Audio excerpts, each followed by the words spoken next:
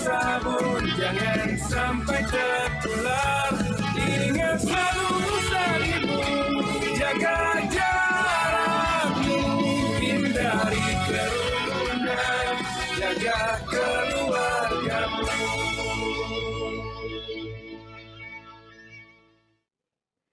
Halo pemirsa, bagaimana kabar Anda hari ini? Semoga tetap sehat dan tetap semangat dalam beraktivitas.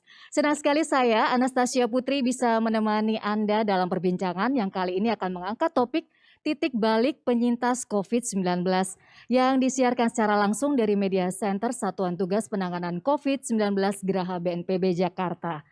Pemirsa, sejatinya di balik musibah tersimpan banyak hikmah yang bisa kita jadikan pelajaran dalam hidup. Bahkan menjadi momentum yang dapat membawa perubahan baik dalam hidup kita. Nah, pandemi COVID-19 ini telah memberikan banyak pengalaman berharga bagi kita umat manusia. Terutama bagi mereka yang pernah terpapar dan harus berjuang melawan virus yang menyerang tubuh hingga nyaris bertemu maut. Bagaimana kita menyikapi sebuah peristiwa berat yang menimpa hidup sehingga bisa bangkit dari titik nadir COVID-19. Nah, simak perbincangan saya sore hari ini bersama dengan Dr. Dwi Agustian MPH, PSD, Kepala Departemen Ilmu Kesehatan Masyarakat Fakultas Kedokteran dari Universitas Padjadjaran. Selamat sore, dokter. Dan di sebelah Dr. Yayani, siapa yang tidak kenal, Bapak Tung Desemaringin. Beliau adalah motivator, penulis buku sukses, dan juga salah satu penyintas COVID-19. Dan Pak Tung ini pada Maret lalu dinyatakan positif COVID-19 ya Pak? Betul. Sekarang sudah sehat? Kuat siang dan malam. Pagi juga. Iya, pasti akan seru nanti perbincangan kita. Dan juga telah hadir di studio ada Ibu Susi Satiwi Rudiati, juga salah satu penyintas COVID-19. Dan sebagai informasi pemirsa, kondisi studio saat ini telah disanitasi. Mikrofon yang kami gunakan ini juga sudah didisinfektasi dan kami juga senantiasa menjaga jarak. Talkshow ini juga memperhatikan protokol kesehatan yang ditujukan untuk semua kalangan. Nah, sebelum kita mulai diskusi kita, mari kita menggunakan hand sanitizer terlebih dahulu. Silakan Bapak Ibu sekalian.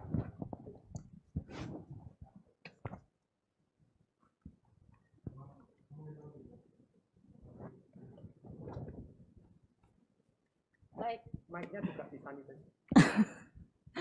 Baik, langsung saja saya mau bertanya nih ke Pak Tung.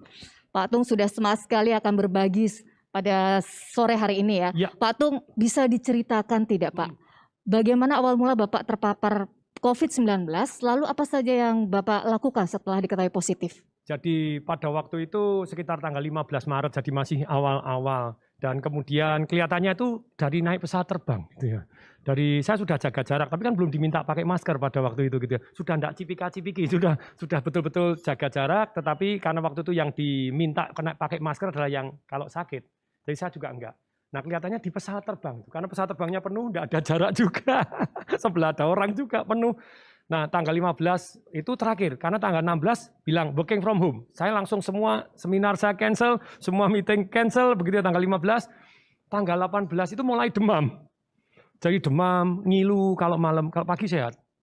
Malam ngilu lagi, mulai sehat. Tanggal 23 ngep, nggak bisa napas. Udah, kok rodok mulai nggak bisa napas ini. Mau swab, ternyata zaman dulu alat swab tidak semudah hari ini. Dan hasilnya harus 2 minggu atau obat kan gitu, dan tidak boleh swab dulu. Jadi tes darah dulu, kemudian foto paru dulu, foto toraks, sebetulnya foto aja cukup, tidak perlu MRI itu ya. Terus kemudian setelah dipoto, kemudian 95% COVID, baru boleh swab. Waktu swab sudah antri di depan. Antri di depan itu tempat panas begitu, orang sudah nangis-nangis tuh karena yang antri situ sudah calon COVID gitu ya. Ini depan di belakang aduh nih. Udah pakai masker. Setelah di swab hasilnya kapan? 2 minggu. Aduh tobat. Masih harus dikirim ke Litbang, harus digini. Aduh. Tobat. Sudah dikasih obat berjalan. Ya udah karena belum confirm COVID. Dikasih obat itu saya enggak tahan. Karena saya jarang sekali minum obat. Dalam hidup ini jarang. Tanggal 25 enggak tahan. Enggak tahan, sampai enggak tahan, luar biasa mual, enggak karu-karuan. Saya nyerah, gotong rumah sakit. 3 rumah sakit nolak saya. Enggak main-main loh. Kenapa itu? Jadi karena zaman dulu kan belum rumah sakit rujukan, dan rumah sakitnya penuh. Jadi dan belum terbukti COVID. Kalau belum terbukti COVID, kamu masuk nanti malah kena COVID gitu ya. Jadi kamu sudah COVID belum? Enggak boleh masuk. Terus tapi tiga dokternya rumah sakit baik semua, saya kenal. Bahkan nyumbang sebelum saya masuk aja sudah nyumbang itu, tetap ditolak. Jadi terus kasih obat, tiga dokter ngirimin obat gitu ya, obat anti mual, obat begini.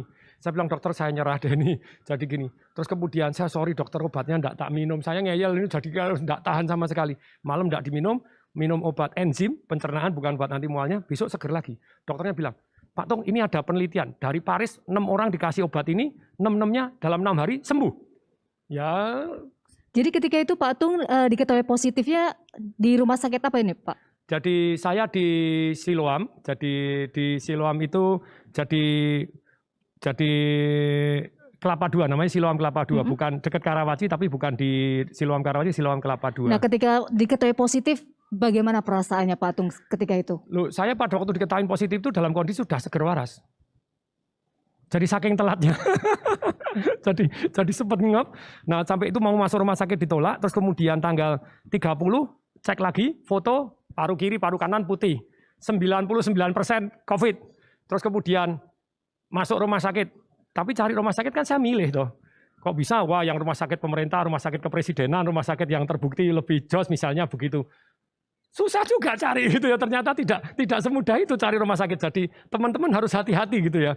Kalau ketularannya banyak, sekarang orang antri masuk rumah sakit bisa, mau cari ventilator nggak dapat, mau gini ya repot juga. Betul secara persentase, kalau kita kan bilang nanti ada persentase yang saya share, kalau salah tolong dilalat gitu ya, 95% kan sembuh.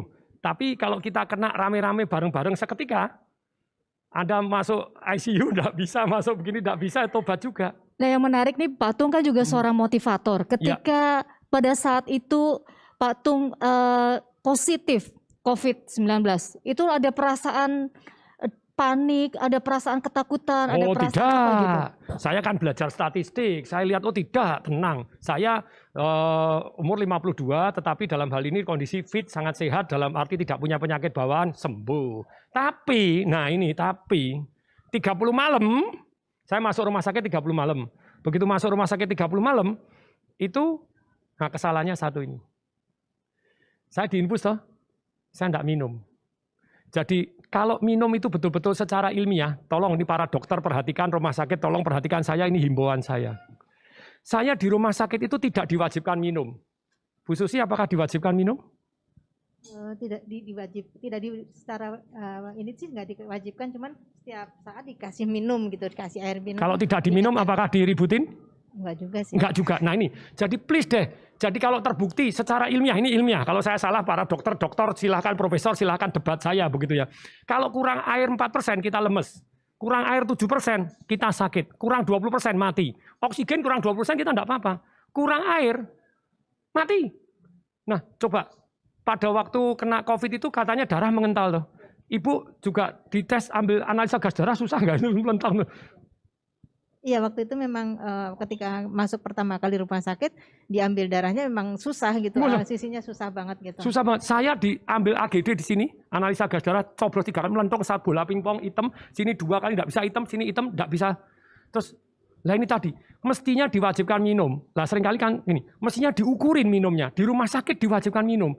Jangan terus kemudian darah mengental kasih heparin, dikasih aspirin supaya ya tetap minum air putih dulu toh. Iya, jadi ketika itu Pak Tung akhirnya selama berapa hari dinyatakan sembuh?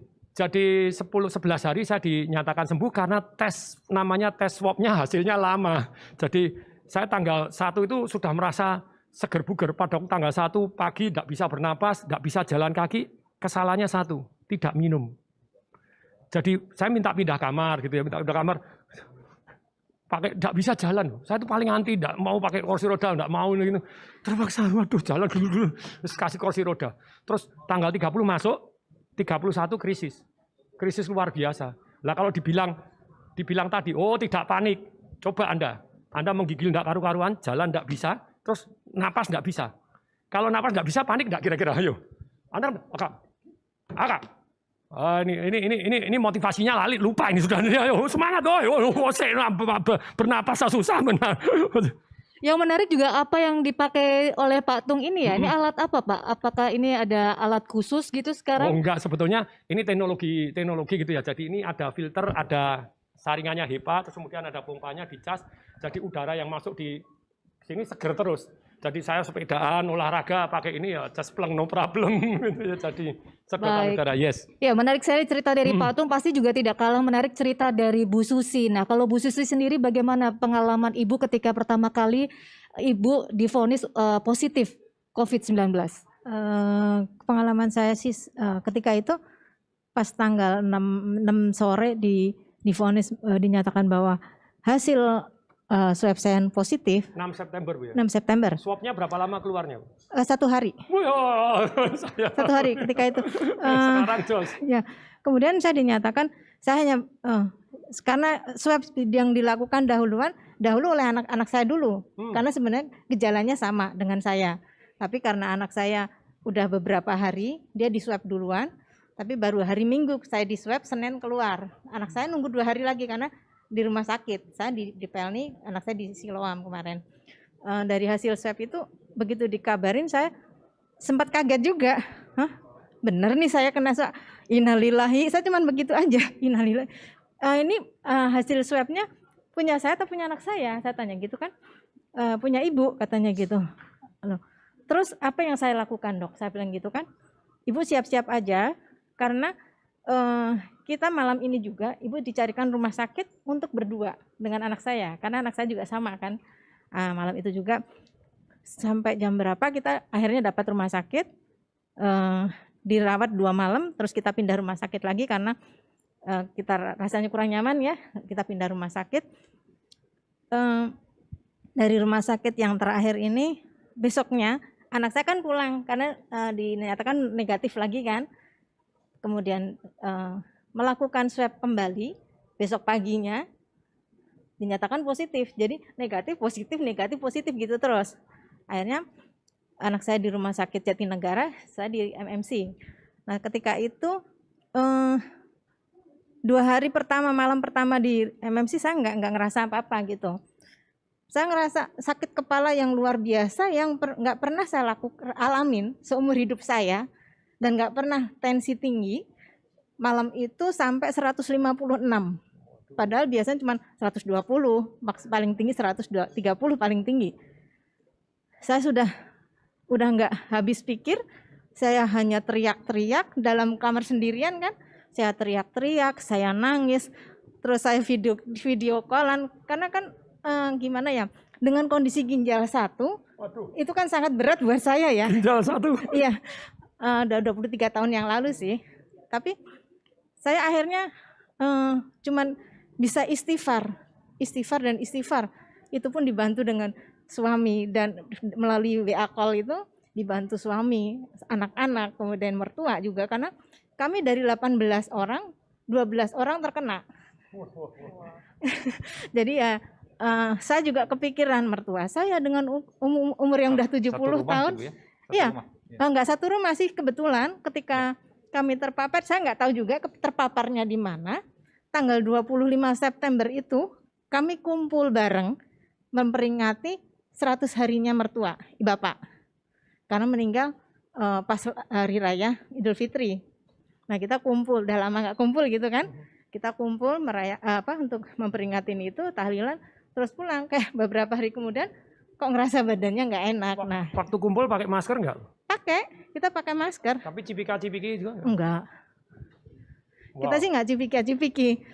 Karena kan memang ya agak dempet, cuman kita nggak cipika-cipiki karena kan kita tahu ya. Saya sadar saya itu memang rentan gitu loh. Saya rentan karena kan dengan kondisi ginjal 1 bagaimana saya bilang gitu.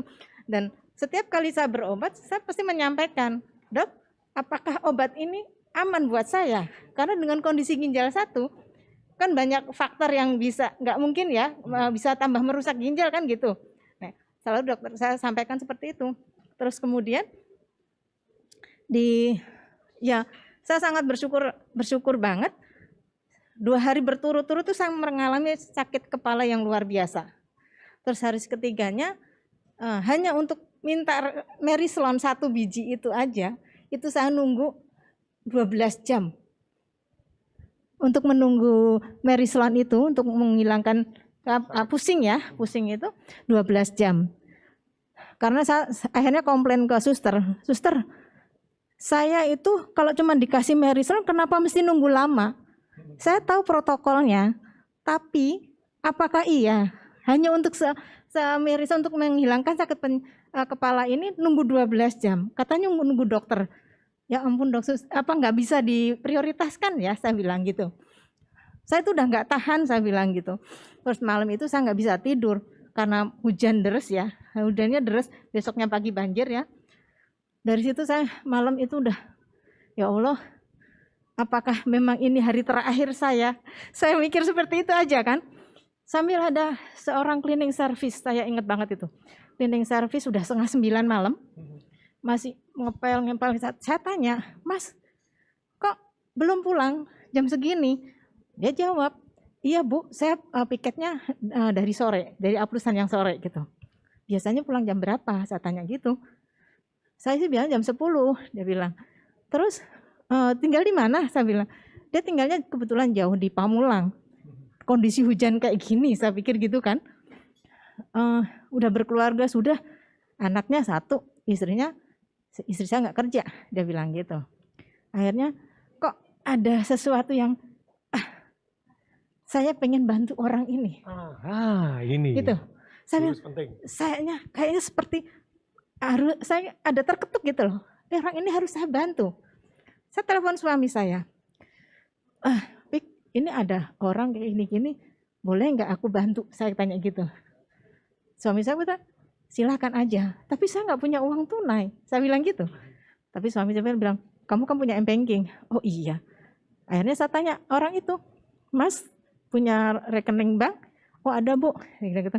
Maaf ya Mas, saya pengen berbagi sedikit, jangan dilihat nilainya. Saya bilang gitu.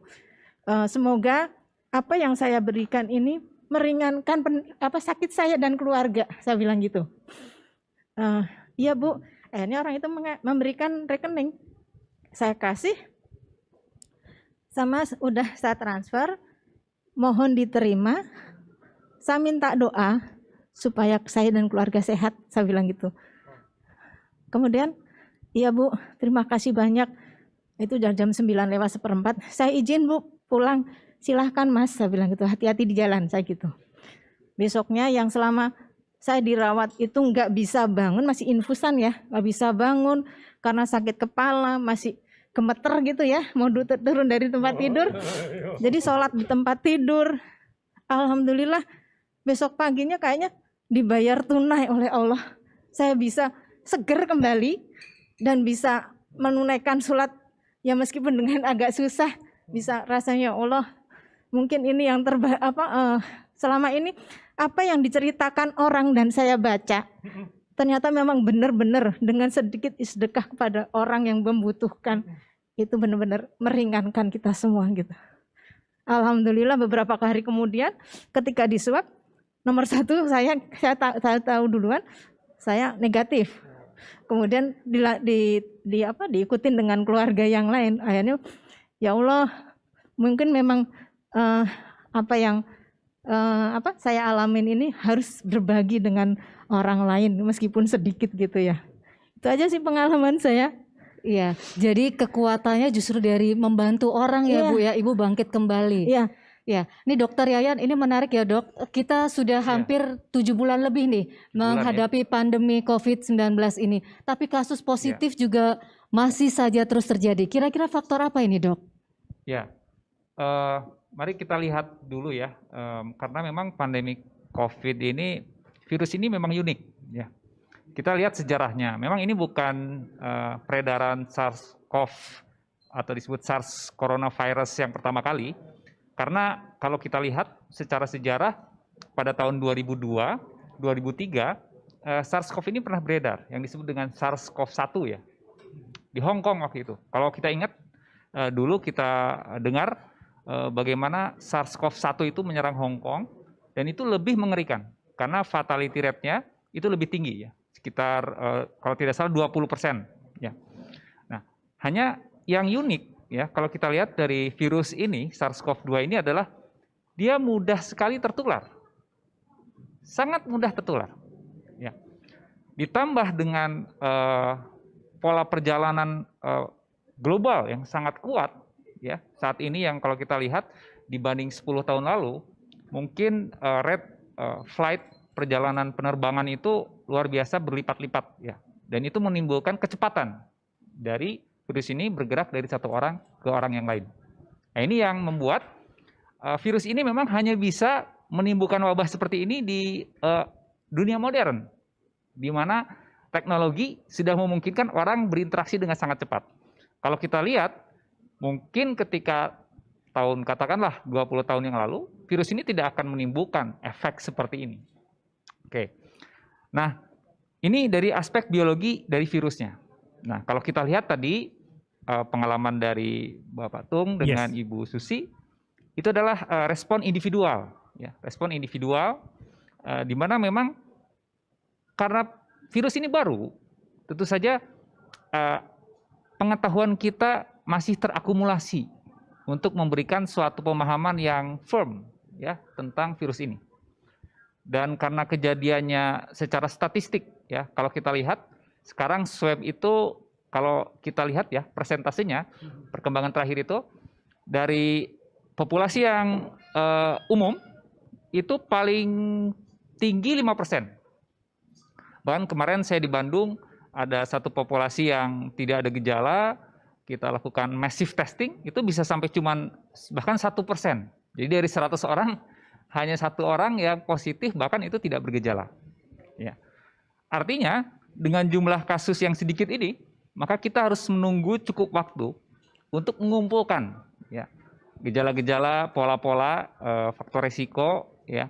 Dan itu nanti mungkin kita akan bahas lanjut bagaimana bahwa waktu pula ya yang membuat kita bisa betul-betul meyakinkan karakter virus ini.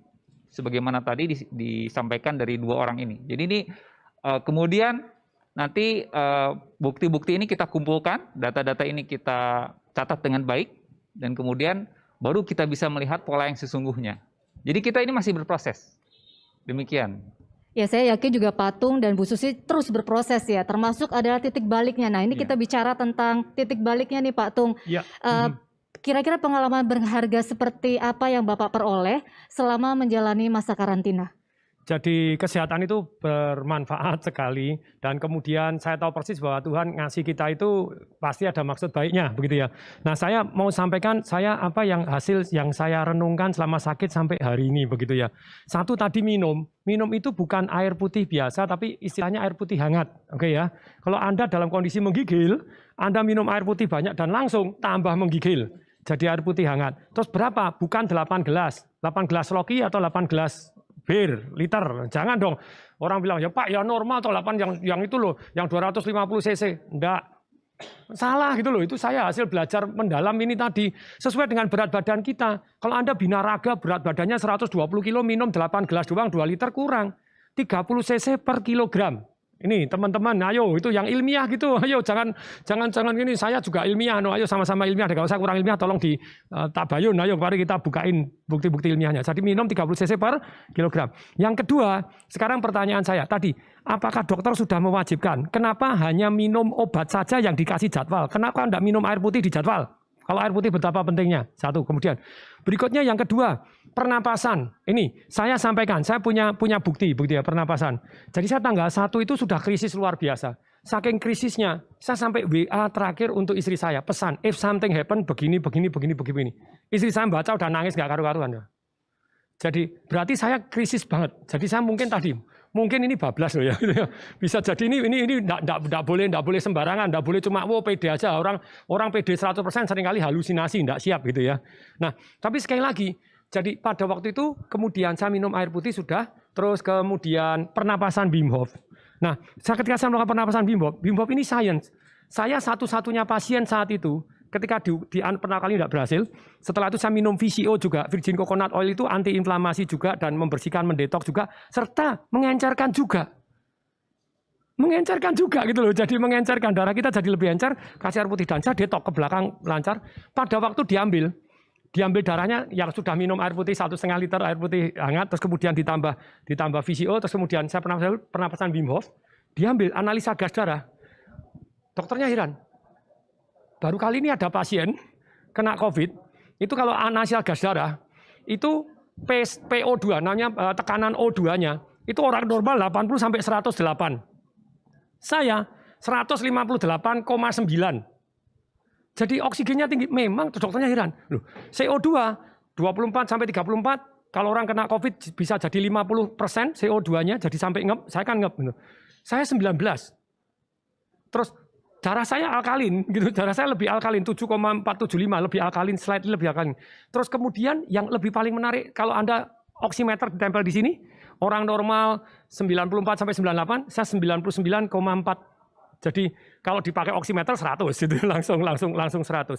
Jadi please deh belajar pernapasan Wim Hof, dan sampai malam akhirnya saya diskusi sama dokternya. Dokternya selesai praktek jam 10, 45 menit.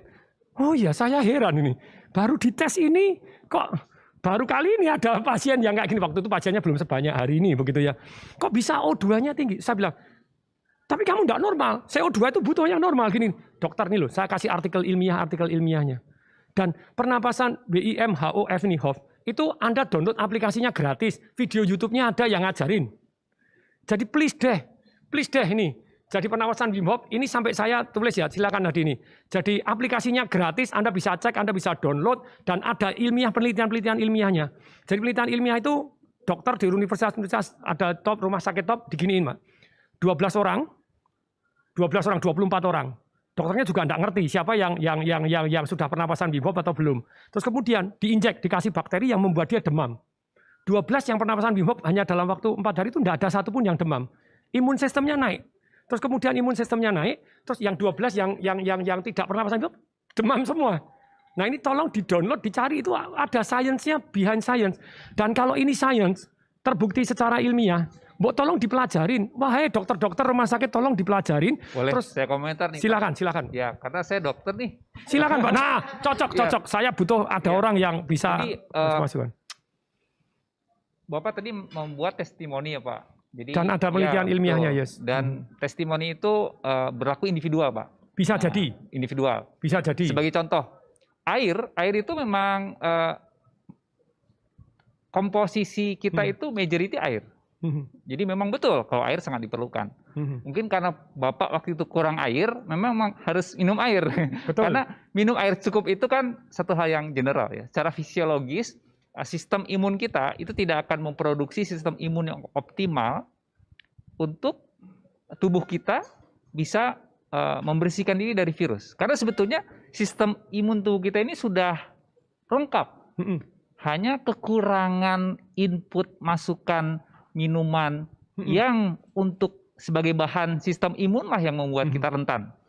Coba kalau kita lihat ya, mungkin Bapak Ibu sudah tahu ya, tadi Ibu katanya kalau yang rentan tuh diantaranya yang punya penyakit ya Bu ya, penyakit hipertensi, termasuk obesity dia, diabetes yang paling rentan. Ya, diabetes, semua itu adalah penyakit-penyakit yang punya potensi tinggi untuk merusak sistem imun. Dengan demikian, otomatis pertahanan tubuhnya kurang bisa menahan datangnya virus. Ya. Dan di sini kita lihat, kalau tadi ada satu respon individual, Pak. Nah, kalau air tadi, saya nih senang diskusi gitu ya. Jadi mestinya kalau air itu bukan respon individual. Kalau kurang 4%, lemes, kurang 7%, sakit, kurang 20%, mati. Ini ilmiah. Jadi ada datanya, boleh tabayun, buka buku juga. Iya, betul. Nah, berarti ini bukan respon individu, respon semua manusia. Jadi kalau memang betul air ini sangat dibutuhkan untuk sehat dan di rumah sakit tidak diukurin, kayak tadi ada air digeletain aja, enggak diminum, enggak dimarahin sama dokternya, kita kurang air. Itu yang membedakan obat dengan minuman. Kalau air minum itu adalah kebutuhan general, main basic. Basic, lah kalau basic aja enggak dipenuhi. Jadi itu bukan obat. Betul, bukan sama sekali bukan obat. Kita harus melihat definisi obat, ya. Kalau obat itu adalah spesifik terhadap satu penyakit. Nah, kalau tidak spesifik, itu bisa berlaku umum. Dan itu adalah kebutuhan yang umum. Seperti kita bicara glukosa ya. Kalau kita lapar, kita pasti makan. Jadi sebetulnya kalau kita kurangi minum, ya kita haus. Ya. Itu sebetulnya satu hal yang apa namanya sudah sangat logis. Sangat basic, tetapi tidak diwajibkan. Sehingga dianggap semua pasien harus tahu. Padahal ibu tahu, saya enggak. Ibu tahu enggak? Kenapa diambil darahnya kok enggak bisa tadi? Enggak tahu juga sih. Enggak tahu juga. Sangat goblok toh kita berdua ini.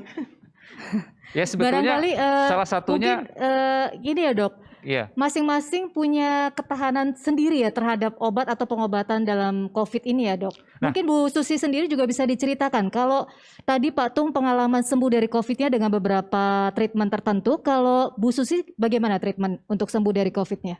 Kalau saya kemarin ketika isolasi mandiri di rumah sakit, ya hanya karena dengan kondisi ginjal saya yang satu, jadi obat-obatan Harus mungkin hati-hati kurang. Dokter memberikan harus hati-hati. Jadi hanya diberikan vitamin gitu kan.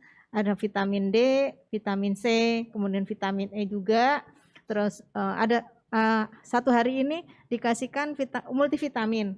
Besok tinggal nambahin vitamin D gitu kan. Ketika multivitamin nggak dikasih, ada vitamin C, ada vitamin D gitu. Pokoknya di combine lah, setiap hari itu agak beda. Tapi ada satu obat yang harus selalu diminum gitu kan. Memang yang disampaikan tadi untuk terkait dengan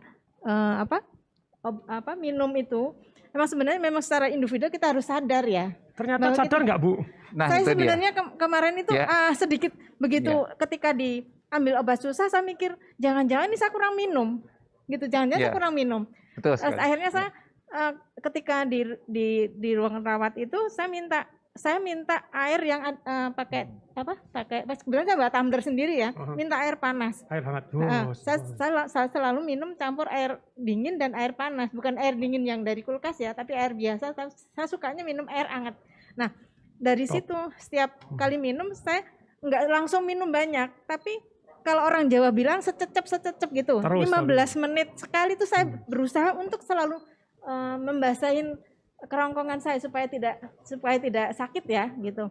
Dan ya alhamdulillah ketika itu terus saya lakukan obat-obatan ya alhamdulillah bisa memperbaikin ya. Yang tadinya saya udah mulai lemes, mulai ini dengan minum air putih yang banyak ya alhamdulillah bisa kembali gitu. Jadi saya tahu pendekatan dokter selalu farmakologi. Jadi akhir kan sudah tahu. Padahal Pak, saya nulis buku Pak tentang Life Revolution tentang kesehatan. Saya belum cerita ya pendekatan baru kedokteran. Ya boleh, silakan Pak, silakan. Kita sekarang berbicara transformative medicine. Wis, Ya. keren. Apalagi nih Pak? Ya. Dimana kalau dulu kalau kita bicara epidemiologi, kita itu berbicara triad epidemiologi. Ada agent, ada host, ada environment. Namun sekarang determinannya itu lebih ke arah sosial. Maksudnya Jadi, contohnya? Social determinant of health. Bahwa contohnya nih ya, kita berbicara COVID ini sebetulnya kalau kita lihat virus ini bukan virus yang sangat mematikan tanda kutip ya. Karena kalau virus Ebola, virus 50% mati. SARS-CoV-1 itu lebih mematikan.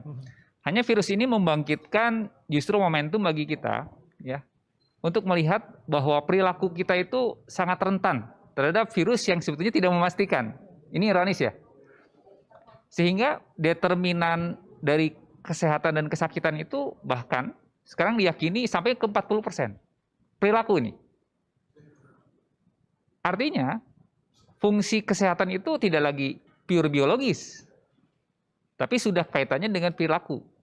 Artinya perilaku ini sangat mempengaruhi biologi kita. Contohnya perilaku yang mempengaruhi biologi? Saya merangkap host, Mbak Putri saya bantu. Ya. Silakan Pak Tung. Karena saya senang diskusi. Sampai malam bisa ini Pak. Ya. Barangkali mungkin bisa cerita nih pengalaman ya waktu dirawat ya. Apa yang membantu, apa yang tidak membantu. Secara aspek medis, aspek psikologis, aspek sosial. Nah, mungkin bisa cerita nih. ini keren banget ini. Jadi saya senang jadi ternyata dari dunia kedokteran ini sudah bukan hanya farmakologi tetapi juga aspek perilakunya. Jadi salah satunya yang sampai saya gemes Pak gitu ya. Gemes. Apakah tidak ada penelitian bahwa kalau orang yang gembira itu kemungkinan sembuhnya lebih tinggi daripada yang cemas, yang sedih, yang panik, yang kecewa, yang patah semangat? Sebetulnya ada penelitian banyak sekali. Saya punya penelitian Pak, mau buka-bukaan ayo dari Harvard University yang jadi happy advantage begitu ya. Wah penelitiannya seru sekali, datanya ratusan ribu orang dari sekian puluh negara kan gitu ya, berpuluh-puluh tahun. Tapi pertanyaan saya, kalau memang betul hati yang gembira, kan saya ada punya perilaku Pak. Pada waktu saya sudah mau bablas itu, terus kemudian ditelepon sama teman, katanya kamu pesan terakhir ya. Nanti kalau diiyain sungguh cilaka loh gitu ya. Oh dicabut enggak ya dicabut. Terus ayo percaya ya, hati yang gembira adalah obat. Terus mulai nyanyi-nyanyi. Gembira ria, hati yang gembira adalah obat. Obat yang manjur, amin, amin. Dokter, suster, cleaning service, semua masuk sajak nyanyi, sajak joget-joget. Nah, kalau sekarang terbukti bahwa perilaku, saya enggak tahu, silakan dibuktikan kalau saya bisa membuktikan gitu ya. Bahwa yang namanya perilaku gembira ini tadi menyehatkan, jauh lebih menyehatkan daripada orang yang panik, takut. Ibu saya dengar sama dokternya disuruh gembira, betul ya? Iya. Sama dokter parunya, Iya, jangan dokter, panik, suruh gembira. Iya. Diajarin caranya enggak? Kalau gembira kan tergantung kita sendiri ya. Nah, Bagaimana? sebetulnya ada ilmiah, Bu. Nyanyi-nyanyi, tapi nyanyinya jangan yang sedih-sedih, no. Nyanyi yang gembira, joget gembira, nonton video gembira.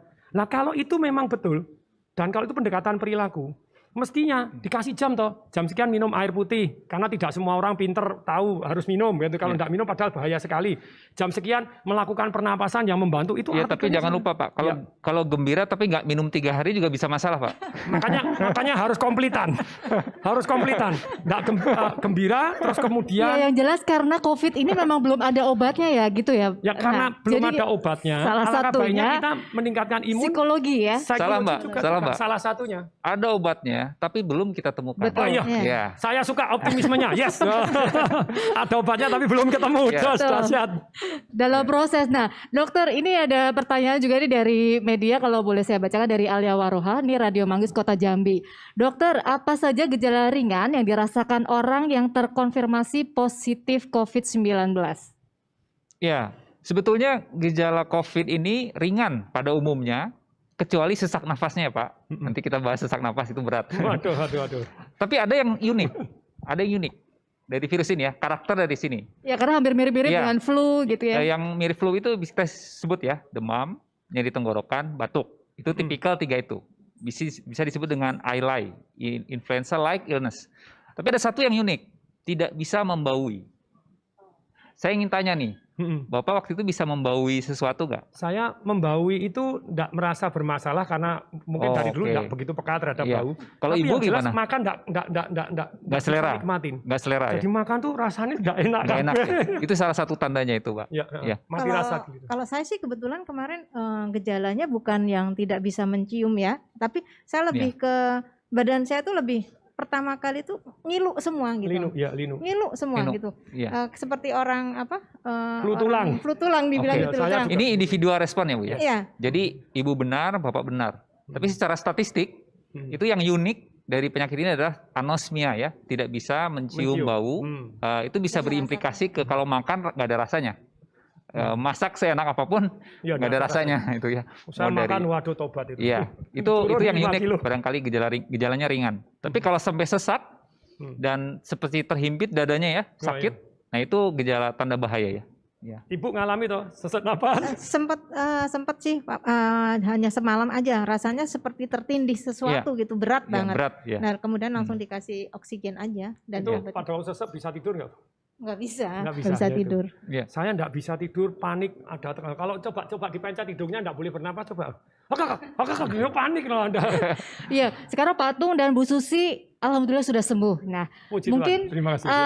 ada perubahan perilaku lagi nih. Kebiasaan apa, seperti apa yang menjadi berubah setelah mengalami pengalaman menjadi pasien COVID-19 ini? Silakan ladies first. Ibu Susi monggo. Kalau saya perilaku yang selama ini saya lakukan yang tadinya agak nggak peduli, sekarang jadi kayak orang parno. Jadi begitu masuk pulang kantor, sebelum ini kita disemprotin dulu tuh pakai Sanitizer. dan disemprotin semua barang-barang, taruh Disinfektan. dulu ya. Kemudian sepatu dilepas, tangan, kemudian sampai begitu masuk rumah, buru-buru masuk kamar mandi. Mandi dulu. Jangan duduk dulu, saya bilang gitu. Siapapun berlaku, karena kan takut kena lagi ya. Jadi parno itu tadi. Itu yang saya lakukan kepada semua anggota keluarga yang ada di rumah. Ya. Jadi memang lebih sering cuci tangan, sampai kemana-mana juga bawa hand sanitizer, mau makan apa disemprotin dulu. Jadi kayak orang parno gitu. Tapi ya alhamdulillah sih, semoga bisa berjalan terus seperti itu ya. Kalau Pak Tung? Kalau dari saya pribadi itu kan pada waktu saya tuh hampir bablas bukan sekali sebetulnya dalam kehidupan ini. Hampir kena tsunami waktu lagi naik cruise pergi ke Phuket sana, 1 hari belum mendarat, terus keracunan dosis berat merkuri, jadi hampir bablas berkali-kali. Tapi kemarin tuh paling tajam. Kenapa paling tajam? Jadi apa yang betul-betul saya inginkan ya? Kalau saya dikasih Tuhan umur panjang lagi itu apa? What I really want in this life gitu ya. Jadi tentu saja saya sampai nulis gitu ya. Dan kemudian bukan hanya nulis, langkah apa yang harus saya lakukan? Contohnya, saya harus tambah bijaksana. Oke, tambah bijaksana langkahnya apa? Baca buku, nonton YouTube yang bermanfaat, mendengarkan. Ya. Jadi kayak tadi dokter ngomong, saya langsung berhenti, dengerin dulu no. Jadi jangan ngomong terus gitu ya, dasar pembicara ngomong terus, mendengarkan itu. Oke. Kemudian yang kedua misalnya, saya kepengen sekali untuk menjadi sehat dan panjang umur. Saya hari ini 7 kilo lebih ringan dari sebelum kena COVID. Pada waktu pulang kena COVID, itu yang sangat-sangat berbeda. Banyak orang yang bilang, paru-parunya cacat. Ternyata cacat itu, saya konsultasi sama dokter paru itu tergantung. Jumlah kena paru-parunya kalau di atas 50% biasanya cacat. Gitu ya. Kalau misalnya Anda sifatnya keloid, kayak luka keloid, Anda cacat. Tapi kalau enggak cacat. Terus saya waktu treadmill pertama kali, 5 menit ngep. 5 menit ngep. Saya usaha berbulan-bulan untuk treadmill itu sampai jantung. Terus, tetapi hari ini treadmill saya 1 jam oke. Terus push up 5 kali enggak kuat, enggak ngangkat. Mati. Sekarang kemarin 260 saya. 260. Jadi saya percaya terhadap satu yang namanya peningkatan bertahap. Saya percaya terhadap satu yang namanya progres yang bisa dilatih. Itu yang beli sistem saya. Dan saya makannya, saya dengar yang di Tiongkok sana katanya yang nabati itu enggak ada. Hari ini saya makannya sayur full color. Karbonya rendah, karena orang itu yang vegan itu kelemahannya full karbo, Mas Yan. Kalau saya enggak, saya masih pakai GUP juga. GUP itu yang Gwyneth Paltrow yang meneliti. Jadi saya masih pakai daging, tapi saya pakai sayur segar, full sayur segar. Jadi itu membuat saya very fresh, pagi, siang, sore sangat segar, luar biasa. Itu tentang kesehatan. Langkahnya apa? Olahraga dijalani. Kemudian saya pengen dekat dengan keluarga. Pengen dengan keluarga ya harus diluangkan. Saya video call sama orang tua saya, jadi langkahnya detail. Terus kemudian saya juga pengen dong masih tetap istilahnya bermanfaat untuk orang banyak. Tadinya saya sudah males-malesan ngasih seminar, sekarang masih seminar online, rekornya kemarin itu 15.604 orang gitu ya, rekor. Jadi sekarang lebih seru lagi karena seluruh dunia bisa ikut. Terus menyelesaikan nulis buku, terus tadinya jadi betul-betul supaya bermanfaat untuk orang banyak, langkahnya apa saja? Meluangkan waktu nulis buku lagi, gini. Dan terus kemudian tadi dekat dengan anak caranya bagaimana? Ngobrol seperti apa? Jadi langkah-langkahnya ditulis. Kemudian boleh dong istilahnya supaya saya lebih bermanfaat, bisa membantu banyak orang, saya bisa jauh lebih kaya, boleh kan? Boleh lah. Caranya bagaimana? Itu langkahnya seperti apa? Belajar tentang perak, belajar tentang emas, belajar tentang begini. Terus kemudian begini, saya kepengen sekali diberkati, dilindungi, disayang, dan dibimbing oleh Tuhan yang Maha Kuasa. Pertanyaannya, Anda baca kitab sucinya enggak? Nah sekarang saya sudah putaran kelima gitu ya. Jadi bagaimana Anda merasa bisa dibimbing oleh Tuhan, kitab suci Anda sendiri tidak pernah baca gitu ya. Jadi lebih dekat dengan keluarga dan lebih dekat dengan Tuhan. Lebih perhatian dengan kesehatan juga. Lebih sistematis juga benar-benar istilahnya mau maju dan langkahnya detail saya. Iya. Nah, Dokter Yayan, mendengar pengalaman dari Pak Tung dan juga Bu Susi, apa yang ingin Bapak sampaikan agar masyarakat tidak khawatir dan bisa dijelaskan lagi mengenai perubahan perilaku yang dapat mempengaruhi imunitas? Ya, baik. Jadi saya ingin meyakinkan para audiens ya, kita semua, kalau kita itu sudah diciptakan dengan desain yang terbaik. Sekali lagi, kita sudah diciptakan dengan sistem imun yang luar biasa. Dan vaksinasi itu hanya membantu saja untuk menstimulasi sistem imun kita yang sudah ada. Karena kalau sistem imun yang nggak ada, sudah berkurang contohnya, seperti lansia, itu problematik di vaksinasi juga. Nah, ini satu hal yang menarik, karena berbicara sistem imun sangat berkaitan nanti dengan optimalisasi balance-nya keseimbangan kita antara tubuh kita dengan spiritual atau psikis. Karena keseimbangan itu nanti akan mengoptimalkan sistem imun. Dan sedikit tadi menyambung, ini berbicara tentang, kita berbicara vaksin ini berbicara chemistry ya. Tapi bukan hanya chemistry of biology, tapi chemistry of happiness. Karena kalau kita lihat, virus ini uniknya itu masuk ke dunia modern kita semua, di mana happiness itu menjadi barang yang langka. Wow. Ya, dan level of imunitas itu rentan dengan catatan apa? Begitu banyak penyakit-penyakit kerentanan biologis yang muncul dari ekspresi kita tidak happy dengan makan. Wow. Kita kurang makan, kita kurang happy, tapi kita ekspresikan dengan makan. Sehingga akhirnya obesity yang terjadi. Hipertensi karena kita cari uang. Gitu ya. Ini bagi yang cari uang, siap-siap hipertensi, siap-siap rentan terhadap COVID. Gitu. Bagi yang kurang makan, terlalu banyak cari makan, terlalu banyak makan, jadi obes. Nah sehingga artinya ini menjadi momentum bahwa happiness, kalau kita lihat ya, masalah uang itu kadang-kadang banyak takdir, kita tidak punya pilihan. Pekerjaan, pendidikan. Tapi kalau happiness, kebahagiaan, itu pilihan. Keren. Tidak ada orang yang bisa mengambil kebahagiaan dari kita, walaupun apa yang kita miliki itu mungkin kata orang tidak cukup. Top. Nah ini kecukupan ini. Yang kedua adalah bagaimana kita bisa membangun kemawasdirian tentang kesehatan dengan ilmu. Tadi ya, dengan ilmu. Tadi saya bagaimana Pak Tung kita bisa lihat betapa membacanya ini seorang Pak Tung. Jadi kita bisa lihat role model dari Pak Tung ini membaca. Pak Tung ini kan bukan dokter ya Pak? Belum Pak, belum. Siapa tahu nanti Pak. Nah, tapi bagaimana beliau membaca fenomena ini? Membaca papernya, membaca riset-risetnya. Nah ini kalau terbayang kalau setiap masyarakat Indonesia membaca, saya pikir kita bacalah itu ya fenomena ini, kita akan mampu mengatasi ini. Nah artinya ini tidak hanya terlepas kepada pemerintah, tapi bagaimana kita memberdayakan individu untuk menjadi seorang yang literate terhadap dirinya dan tahu untuk berbuat sesuatu. Karena yang tahu yang terbaik itu untuk diri seseorang dirinya ya. Karena ada respon yang individual. Apa kekurangan kita? Ya kalau saya gemuk, saya kurangi berat badan tuh. Kalau saya kurang, tingkatkan berat badan dengan baik gitu kan ya. Ini salah satu disebutnya kewaspadaan diri ya, yang sifatnya individual. Dan ini kalau sudah tumbuh di kita itu sangat kuat sekali. Jadi tidak tergantung pada regulasi pemerintah.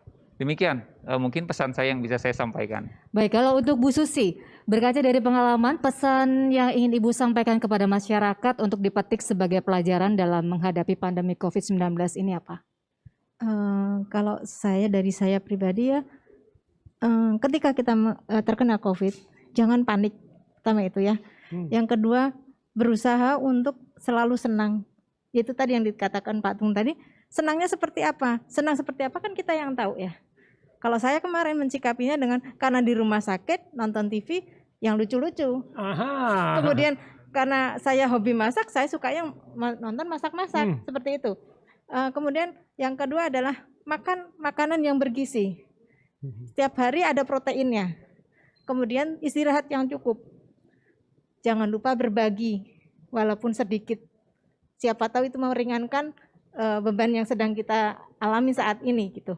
Itu aja sih. Ya, kalau untuk Pak Tung silakan. Ya, jadi pesannya itu ada 3 begitu ya. 1 kepada yang belum kena. Kena itu enggak enak. Mungkin Anda OTG tidak tanpa gejala, tapi nularin orang lain kalau dalam jumlah banyak masuk rumah sakit harus antri tobat. Dan sekarang klaster yang seru itu adalah tadi Pak, makan-makan bersama Pak. Jadi dokter pun juga bisa kena. Saya tanya, dokter kok bisa kena? Dan Anda jangan sembarangan, orang sudah kena bisa kena lagi. Dokter di Karawaci di tempat saya 2 kali kena. Dia sudah itu kena. betul ya dokter? Ya dokter juga manusia. Oh, iya. Dan bisa kena ya. Dan Kena lagi bisa ya? Yang sudah kena lagi bisa ya? Sifat manusia lupa. Ya. Lupa diri, sudah kena enggak perlu gitu. Bisa kena lagi. Nah, jadi 1 kalau Anda yang belum kena, klaster yang seru sekali itu sekarang itu adalah makan bersama. Anda ada kondangan, ada tadi yang tadi Anda kalau makan kan mesti lepas masker. Lepas masker masuk makan tuh diem-diem. Iya, ngobrol. Mesti ngobrol. Nah, itulah baik di AC, baik tidak di AC. Teman-teman, kalau di AC lebih parah lagi. Tapi kalau tidak di AC pun Anda makan, kondangan, makan bersama, dilepas maskernya. Aduh, saya ngeri terus, wes deg-degan terus gitu ya. Dan kalau bisa di rumah. Kalau Anda terpaksa kerja, tapi jaga protokol kesehatan. Dan please pada waktu makan ini please perhatikan. Bukan hanya sekedar cuci tangan. Anda makan, Anda ngobrol, Anda buka. OTG orang tanpa gejala nularin orang lain. Itu kan bahaya 1 itu. Jadi please deh perjadikan. Apalagi sebentar lagi liburan tuh nih. Halo, woi liburan Anda pulang ketemu saudara-saudara makan bersama lagi, woi. Insap, boy. Tapi kalau nggak liburan nggak bahagia Pak Tung. Lah ya tapi gimana? Liburan terus pulang nggak bahagia gimana? Ayo. Banyak cara untuk bahagia ya. Pilih yang Banyak mana cara ya? untuk bahagia, tapi Banyak nonton cara. lawak, joget-joget gitu aja Ya, senang ya. juga gitu Nanti ya. bisa belajar sama Pak Tung nih. Yes gitu ya. Saya sampai punya Pak, saya sampai baca sekian puluh buku tentang Ya. happiness Pak gitu ya. 1000 cara untuk bahagia ya. Dan jadi satu itu yang belum pernah, please jaga, apalagi kalau Anda makan bersama, janganlah gitu ya. Jangan makan bersama lah, saya makan sendiri-sendiri dulu, makan bersama jaraknya 3 meter gitu ya. Tapi ya sama, jerot ya. Nah. Kemudian yang kedua untuk yang kena tadi, Anda dijadwal minum air putih hangat, 30 cc per kilogram berat badan, karena itu basic, sangat basic, Anda luput ini. Dan saya pesan ini juga kepada rumah sakit dan pada dokter, selain dijadwal untuk obatnya, please dijadwal untuk minumnya, walaupun itu gitu. Masih ditanya kali ya Pak Tung ya. Sudah minum Sudah belum? berapa kali gitu? Mana Berapa kali? ukurannya? Diukur. Ya. Lu saya nganjurkan orang untuk minum aja, bisa lupa minum karena enggak pernah sakit. Jadi di infus enggak usah minum, padahal harus minum gitu. Lupa diri. Lupa diri tadi, Ya. betul lupa diri. Silakan bener. Kemudian yang kedua, lakukan pernapasan Wim Hof. Anda download, Anda cari dokter-dokter, please tolong dipelajarin. Kalau itu memang betul ilmiah, mbok dijadwal jam sekian pernapasan dulu. Jadi oksigennya coba tes aja. Saya sampai nantang orang. Oke, tes saturasi berapa? Anda mau berapa? Saya bisa Pak, nyetel saturasi Pak. Mau minta 45? Kadar oksigen saya turunin, saya bisa.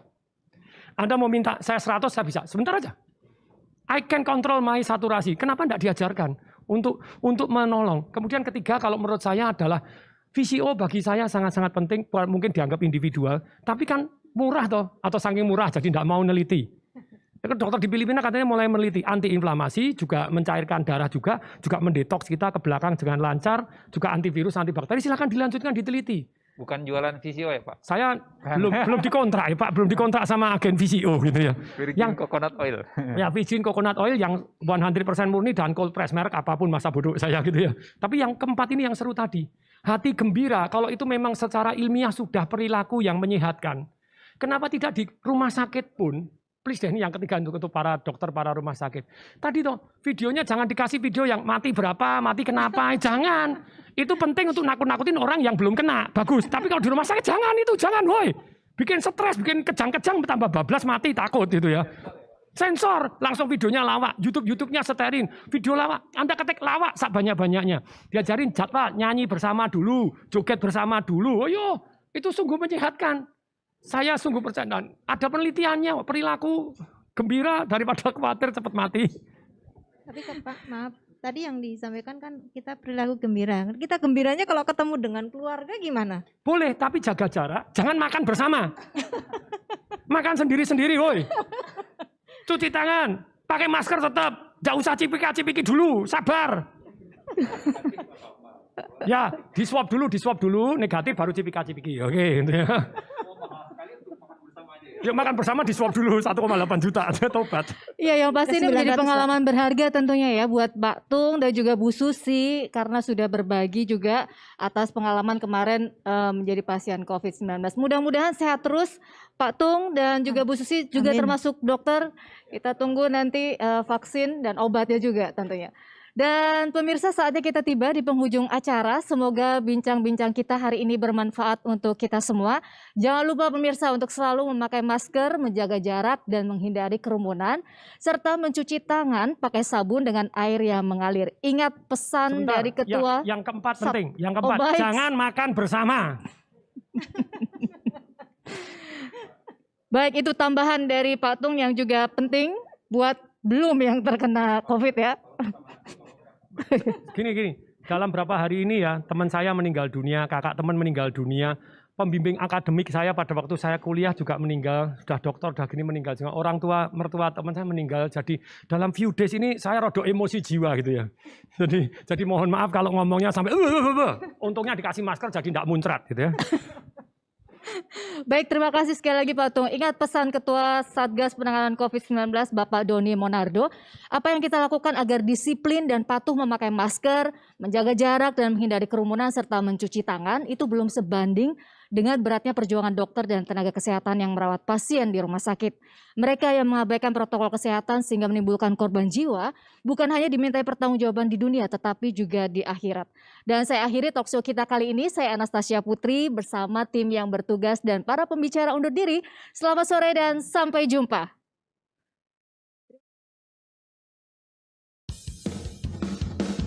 Ingat pesan ibu, pakai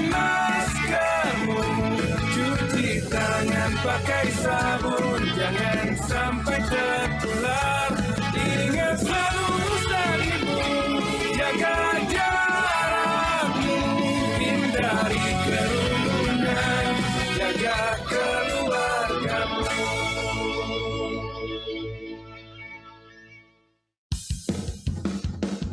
Ingat pesan ibu, pakai maskermu, cuci tangan pakai sabun, jangan sampai tertular. Ingat selalu pesan ibu, jaga jarakmu, hindari kerumunan, jaga keluargamu.